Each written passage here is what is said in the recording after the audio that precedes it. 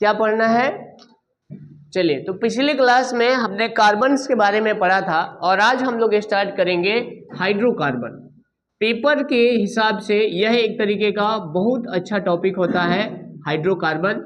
हिंदी में भी इसका नाम हाइड्रोकार्बन ही होता है। बेसिकली अगर हाइड्रोकार्बन को अगर आप समझने की कोशिश करें तो इसका जो डेफिनेशन होता है इसके नाम में ही हिडन होता है।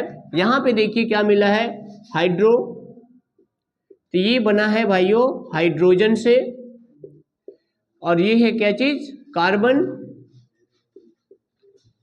और यहां पे एक छोटा सा प्यारा सा वर्ड है ओ फिर ऑक्सीजन। यानी एक बात आपको ये समझना है मेरे भाई कि जो हाइड्रोकार्बन होता है एक तरीके का यौगिक होता है।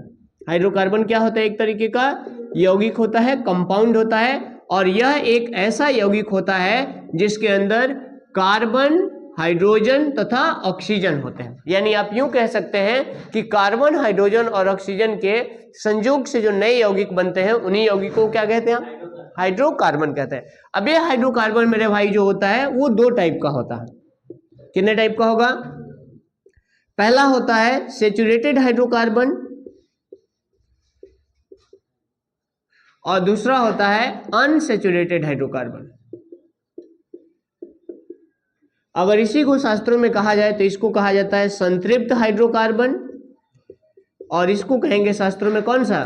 असंतृप्त हाइड्रोकार्बन।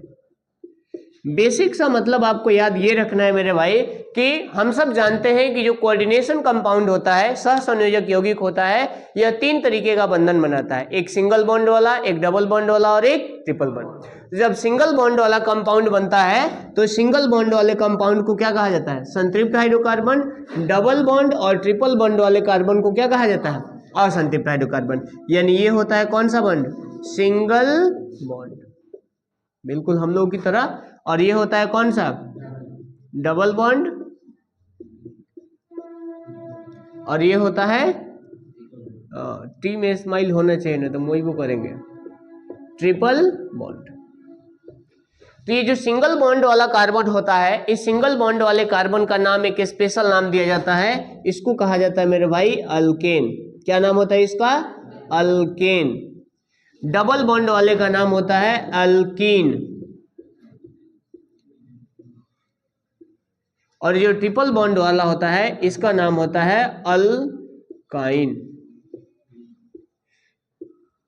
और यहीं से कार्बनिक यौगिकों का नामकरण भी स्टार्ट हो जाता है। एग्जाम्पल के तौर पे अगर आप समझने की कोशिश करें तो एल्कीन में भी ALK है, अल्कीन में भी ALK है, और अल्काइन में भी ALK है। यानी यहाँ पे एक वर्ड आता है ALK, और इस ALK को मेरे भाई कहा जाता है वर्ड रूट।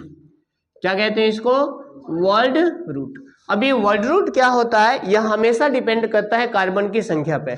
जिस कार्बन कंपाउंड के अंदर एक कार्बन होगा, यानी हाइड्रोकार्बन के अंदर एक कार्बन होगा, तो उसका वर्ड रूट हो जाता है मेथ, 2 होता है तो एथ, 3 होता है तो प्रोप, 4 होता है तो ब्यूट, 5 होता है तो पेंट, है ना, ऐसे करके बढ़ते जाता है। यानी अल्क का जो नाम होता है यह डिपेंड करता है, डिपेंड्स ऑन किस atom? C atom. C atom का मतलब क्या होता है बाबू?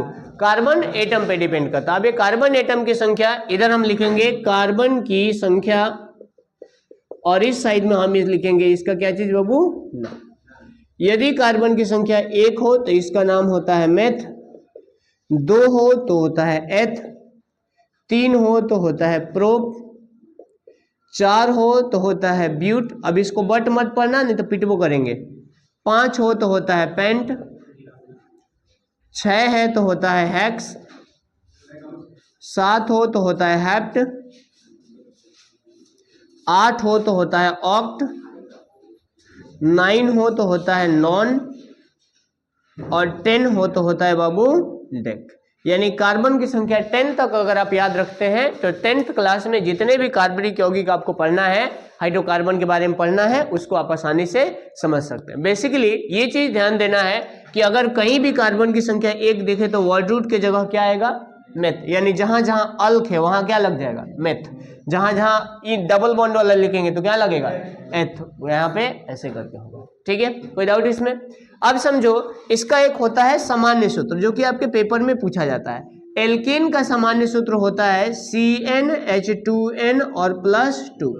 एल्कीन का सामान्य सूत्र होता है CnH2n और अल्काइन का सामान्य सूत्र होता है CnH2n और -2। ओवरऑल अगर हम देखने की कोशिश करें बेटा तो यहाँ पे हम देख रहे हैं कि CnH2n कार्बन की संख्या में तो किसी भी तरह का चेंजिंग नहीं आ रहा है, लेकिन हाइड्रोजन की संख्या बदल रहा है। यहाँ पे जितना कार्बन है उसका हाइड्रोजन दुगुना से दुगुना अधिक है। यहाँ पे कार्बन की संख्या का केवल दुगुना है और यहाँ पे कार्बन की संख्या का कितना है, दुगुना से दुगो कम है। यानी ओवरऑल एक कंक्लूजन निकाले तो जब आप यहाँ से यहाँ जाएंगे हाइड्रोजन में तो 2 हाइड्रोजन की कमी आ जाएगी, यहाँ से यहाँ जाएंगे तो यहाँ भी कितनी हाइड्रोजन की कमी आएगी, 2 हाइड्रोजन की कमी आएगी। यानी यहाँ से एक बात पता लगा, जैसे जैसे बॉन्ड की संख्या बढ़ रहा है वैसे वैसे हाइड्रोजन की संख्या क्या होते जा रही है, कम होते जा रही है। ऐसा इसलिए हो रहा है क्योंकि हमने कल के क्लासेस में सीखा था कि हमेशा कार्बनिक यौगिक जो होते हैं कार्बन की वैलेंसी को सेटिस्फाई करते हैं। यानी एक कार्बन अकेले 4 अलग अलग कार्बन परमाणु से या किसी अन्य परमाणु के साथ ज्वाइंट हो सकता है, लेकिन बॉन्ड की संख्या जब बढ़ेगा यानी कार्बन कार्बन के बीच सिंगल बॉन्ड की जगह डबल आ जाएगा, ट्रिपल आ जाएगा, तो वहां पे हाइड्रोजन की संख्या रिड्यूस हो जाएगा अर्थात कम हो जाएगा। समझ में आया इतना बात? तो परीक्षा में पूछेगा, ऑब्जेक्टिव में ये बात याद रखना है कि एल्केन का सामान्य सूत्र क्या होता है CnH2n+2, एल्कीन का क्या होता है CnH2n, एल्काइन का क्या होता है CnH2n-2, ये करके होता है, इसको याद रख लेना है।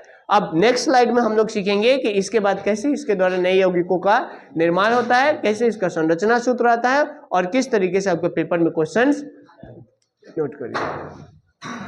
ओके, तो अब हम लोग समझने वाले हैं कि जो एल्केन समूह होता है ALKANE, एल्केन, एल्केन में आपको 2 चीज, ये जो अल्क होता है मेरे भाई ये वर्ड रूट होता है।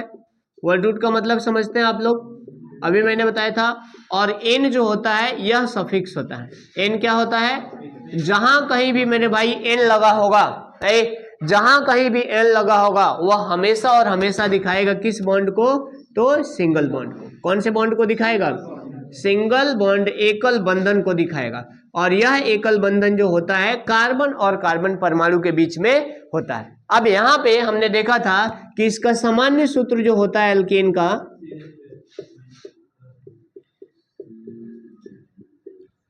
CnH2n प्लस कितना, अंदाजी हम बता सकते हैं। अभी कुछ दिन पहले मैं जब कल रिवीजन करा रहा था तो मैं कार्बन की संख्या देख के हाइड्रोजन की संख्या बता दे रहा था।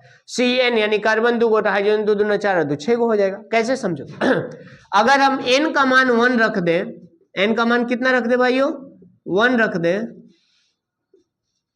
तो इसमें भरो C1H2 × 1 और +2 यानी CH2+2 यानी कौन सी CH और कौन सी 4। कार्बन का एगो, एगो ना, कार्बन का एगो, एगो कार्बन का एगो हाइड्रोजन से हो गया हाइड्रोजन। अब यहाँ पे कार्बन की संख्या अगर देखा जाए तो कई गो कार्बन है भाइयों, एक कार्बन का वर्ड रूट क्या होता है, मेथ, क्या होता है। तो इसका अगर हम नाम की बात करें, what is the naming of this compound, तो ये हो जाएगा मेथ। और इसके में सब सिंगल बॉन्ड है, सिंगल बॉन्ड वाला क्या होता है, तो ये हो गया कौन सी, मेथेन। इस मेथेन का एक नाम भी होता है मार्स गैस, ये इसका नाम बायोगैस भी होता है और शास्त्रों में इसी को गोबर गैस भी कहा जाता है। तो अब थोड़ा समझिए, परीक्षा में पूछता है कि मीथेन गैस को मार्स गैस क्यों कहा जाता है, क्योंकि मीथेन गैस धान के दलदली वाले क्षेत्रों में पाया जाता है। और चूंकि मंगल ग्रह पे भी कौन सा गैस है, मीथेन गैस, इस वजह से मंगल ग्रह को इंग्लिश में क्या कहा जाता है, मार्स कहा। समझ गए? तो मीथेन गैस को मार्स गैस क्यों कहा जाता है, क्योंकि मीथेन गैस दलदली वाले, धान के दलदली वाले क्षेत्रों में, दलदली वाले जमीनों में पाया जाता है। अरे धान बोता है तो लेव नहीं होता है, और लेव में पाया जाता है, इस वजह से इसको क्या कहते हैं, मार्स गैस कहा जाता है। अगर हम n की संख्या मेरे भाई कितना कर दें, 2 कर दें, तो क्या हो जाएगा बताइए, C2H2 × 2 और +2 यानी C2H4 और +2 यानी कौन सी C2H6। तो कार्बन का एगो कार्बन और दोनों कार्बन के बीच में कौन सा बॉन्ड, और एगो कार्बन, कल बताए थे कौन हाइड्रोजन है बताइए, 6 गो। तो 1 2 3 4 5 6। कल इसका स्ट्रक्चर भी बनाना आप लोग को सिखा दिया था मैं, क्या मैं गलत हूँ, कार्बन 1 और कार्बन 1 तो कार्बन 2 हो गया। 2 कार्बन का क्या होता है? एथ होता है नाम, तो ये हो जाएगा एथ। और सब सिंगल बॉन्ड है तो कौन सा सफिक्स, तो इसका नाम क्या हो गया? इथेन कह दो या एथेन कह दो, बात दोनों सेम है। तो propane, butane, pentane, hexane, heptane, octane, nonane, decane का बना दोगे सब। अब देखो परीक्षा में कई बार पूछता है कि methane, ethane, propane, butane, pentane का संरचना सूत्र बनाए, तो संरचना सूत्र इसी को कहा जाता है। नहीं बना दोगे सब? बोलो। और एल्केन में जितना कार्बन होता है उसके दुगुने से 2 कार्बन अधिक होता है किसकी? हाइड्रोजन की संख्या, है ना। यानी जितना कार्बन होगा, अब जैसे मान लीजिए कि पेंटेन है, तो पेंटेन में कार्बन का हो गया 5 गो, तो हाइड्रोजन का होगा 5 दूनी 10 2 12, तो C5H12 हो जाएगा। ये किसका सूत्र हो गया? पेंटेन का हो गया। उसी तरीके से मैं कहूँ ऑक्टेन का बनाओ, तो C का गो 8 को, तो हाइड्रोजन का गो 8 दूना 16 2 18। समझ गए? तो ये ऐसा तरीका होता है, इसको नोट कर लेना, ठीक है। चलो नोट।